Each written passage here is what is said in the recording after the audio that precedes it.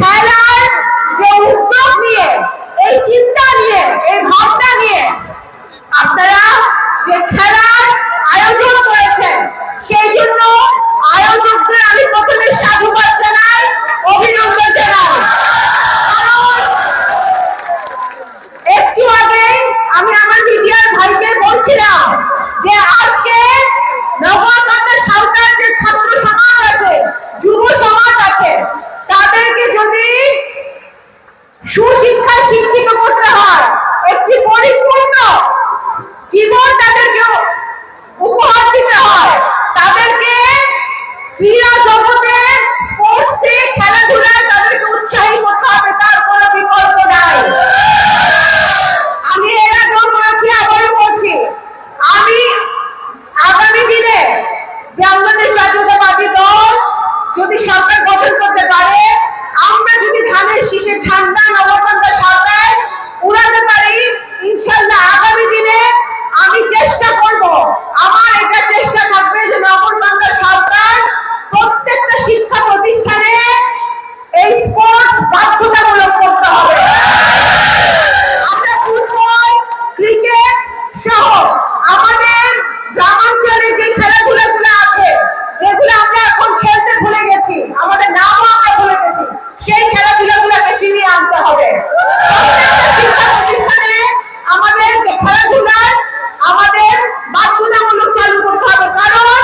আমার যে ভাইটা, যে বোনটা খেলাধুলায় থাকবে,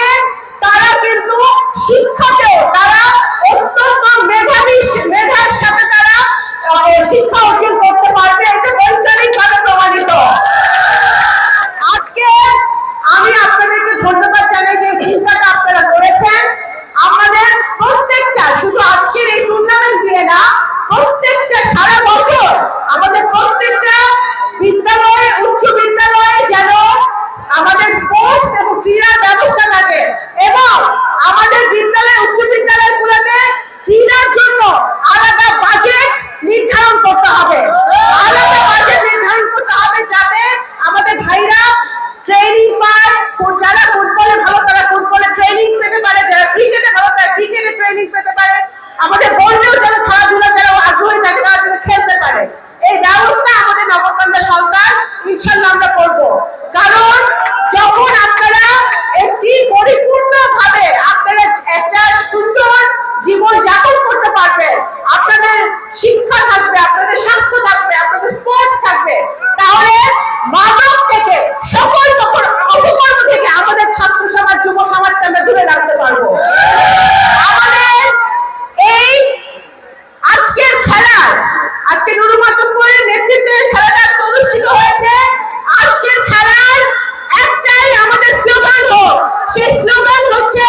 মাদক মুক্ত নগরকান্দা সাঁওতাল গড়ে তুলতে হবে। আগামী ভবিষ্যৎ হোক আমাদের ছাত্র সমাজ, যুব সমাজের জন্য আগামী ভবিষ্যৎ হোক মাদক মুক্ত নগরকান্দা সাঁওতাল। সেই প্রত্যয়ে আমরা মাদককে না বলবো, যারা মাদকের ব্যবসা করে তাদেরকে পুলিশে সাপোর্ট করে, যারা মাদক খায় তাদেরকে বোঝাতে হবে, এর থেকে দূরে থাকতে হবে। আমার ভাইদেরকে আমি অনুরোধ করবো, আপনারা আরো যেভাবে ভালো মতন তোমরা পড়াশোনা করবে, পড়াশোনা যেভাবে মনোযোগ দিবে, সে একইভাবে তোমরা খেলাধুলার মনোযোগ দিবে, যেটা তোমাদেরকে ভবিষ্যতে শুধু বাংলাদেশে না, সারা পৃথিবীতে নগরকান্দা সাঁওতাল একটা ইয়াং জেনারেশন হিসেবে সারা পৃথিবীতে তোমরা যেন বাংলাদেশের মুখ উজ্জ্বল করতে পারো, ফরিদপুরের মুখ উজ্জ্বল করতে পারো,